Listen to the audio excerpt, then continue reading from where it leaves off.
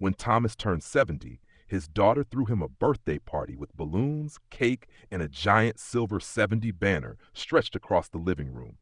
Everyone congratulated him, clapped him on the back, and said things like, "You don't look a day over 60." He laughed politely, but inside, he felt a little baffled. 70? The number seemed unreal, like it belonged to someone else.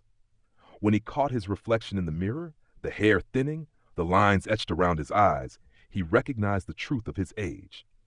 But when he closed his eyes and thought about himself, his energy, his curiosity, his inner rhythm, he felt closer to 55. The puzzling gap between how old he was and how old he thought he was had never seemed so wide. It wasn't just Thomas. His friend Marianne, a retired teacher of 68, confessed that she often forgot her age entirely until paperwork forced her to write it down.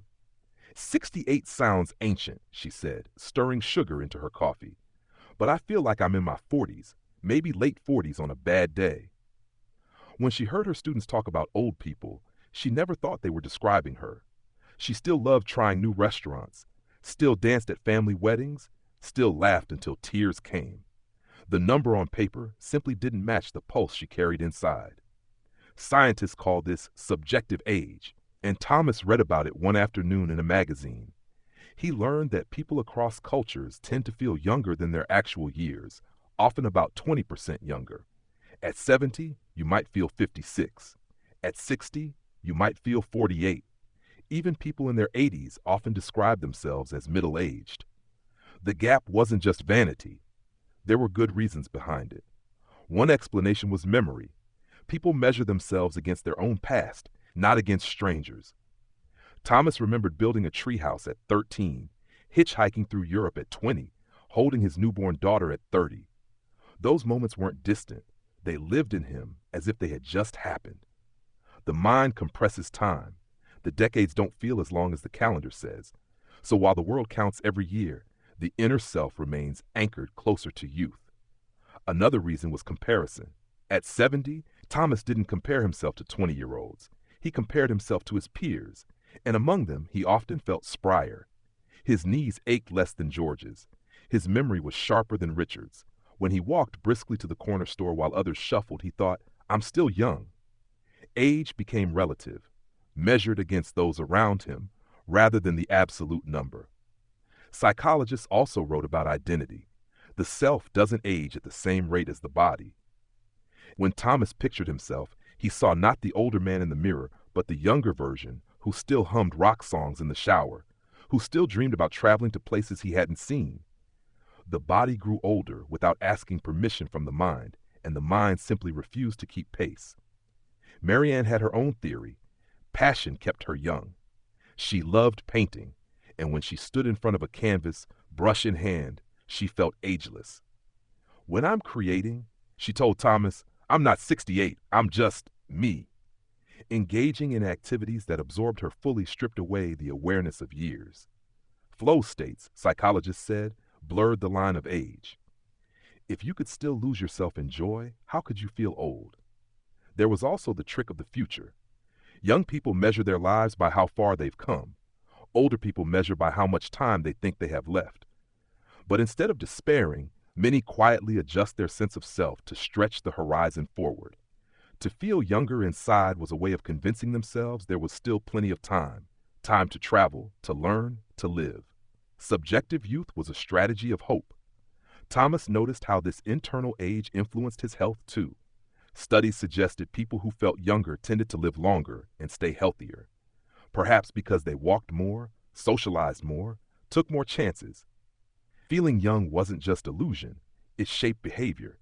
When Marianne laughed off her birthday candles, saying, "I don't feel a day over 48, she wasn't lying.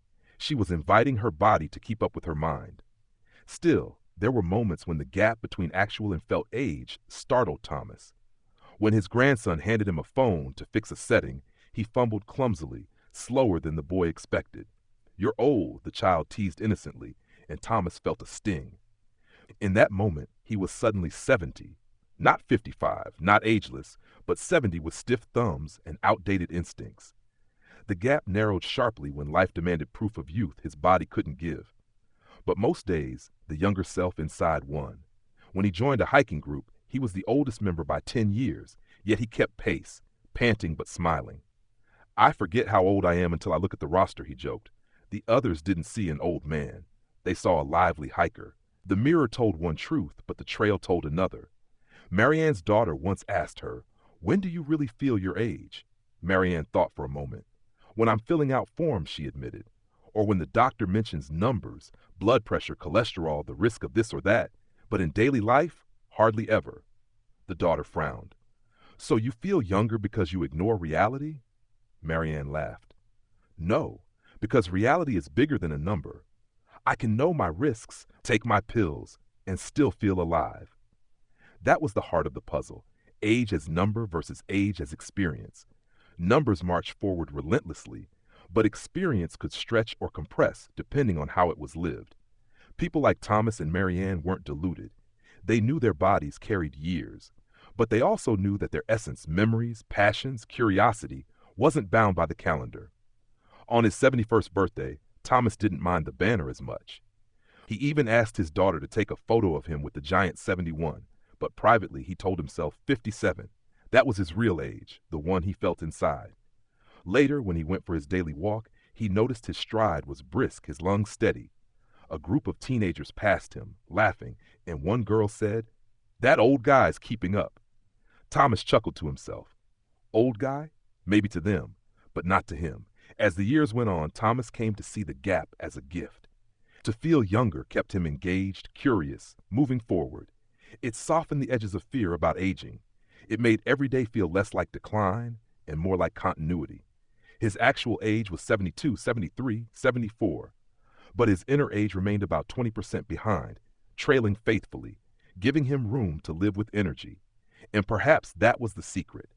The mind adjusts, always pulling the body backward just enough to keep the spirit running ahead. A 20% buffer against despair, a margin of hope, a reminder that no matter the number, the self inside still dances closer to youth. Word count, 1106.